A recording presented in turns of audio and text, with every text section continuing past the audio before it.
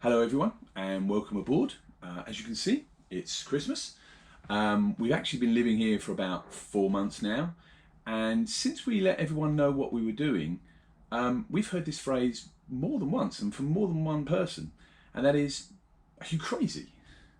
And that got me thinking, maybe we are mad. I don't really know. So to answer that question, I think what we really need is a little context. What did we give up? And what have we been doing since we moved on board?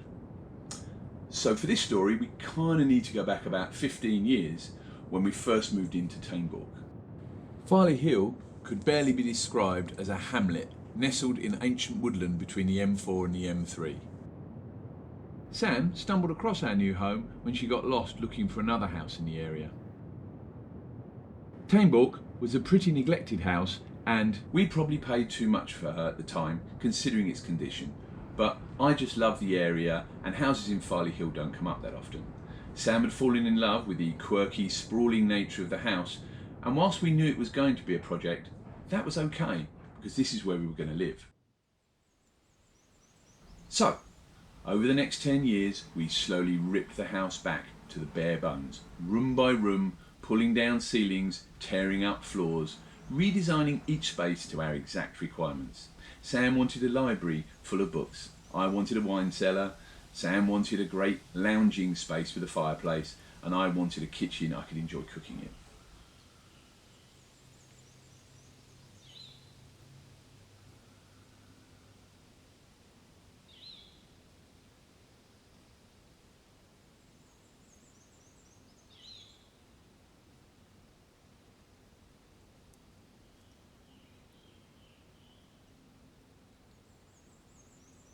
During this grand refurbishment, the gardens had become a bit neglected, so it then took another 2 years to strip back the undergrowth, replant everything, relay lawns, and create that outside space that would finally finish our house.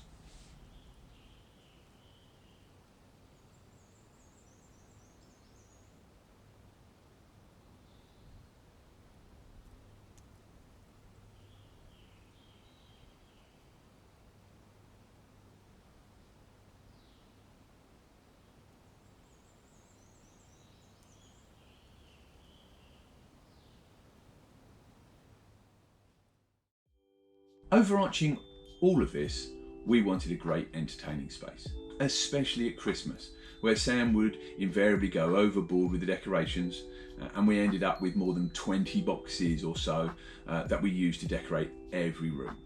But finally, it became a great place to live, and when it was all finished, we had a very comfortable home. But there lies the rub. The last 5 years have been very comfortable, everything in its place, but the challenge is complete. In fairy tales, they use the term, "and they lived happily ever after." But what comes with happily ever after? And what does happily ever after actually mean? Strategically, we'd always thought we would sell the house when we retired and go sailing for about 6 months. But the twist here is we've actually chucked everything in, got rid of everything, and moved onto the boat full time. This has meant selling or giving away all of our stuff. Outside a few boxes of sentimental items that are now stored with friends, everything has had to go. The house did start to feel very bare as items were collected and rooms became empty.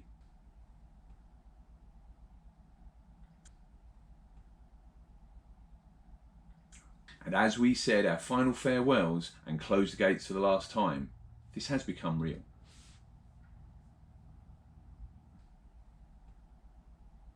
So what have the last 4 months been like? Well, shortly after moving aboard, we had a blocked head and the navigation system went completely haywire.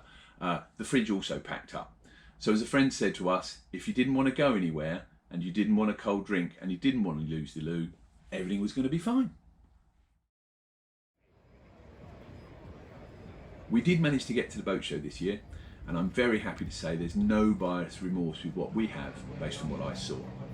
And on leaving the boat show, we headed off to the airport for a week's holiday in Cyprus, where I managed to do some diving, but I'll leave that for another video.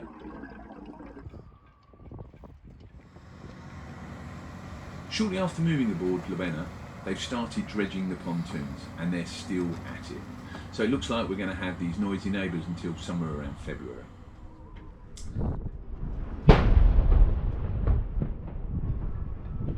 We were privileged enough to witness the 96-gun salute for the Queen, which was quite surreal.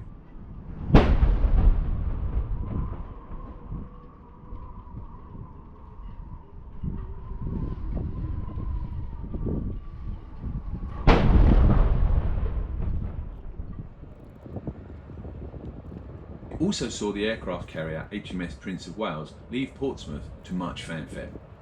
We didn't see her sneak back in when she broke down just off the Isle of Wight.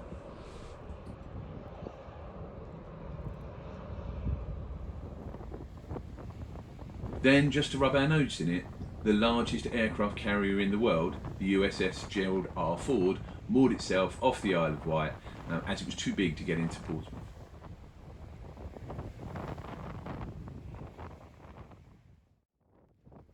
We've also had all the weather. Wind, rain, more rain, even more rain, and now freezing everything.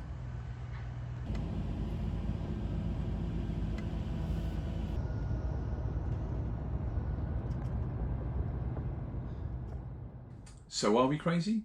Well, on first thought, those people, and you kind of know who you are, you may have a point.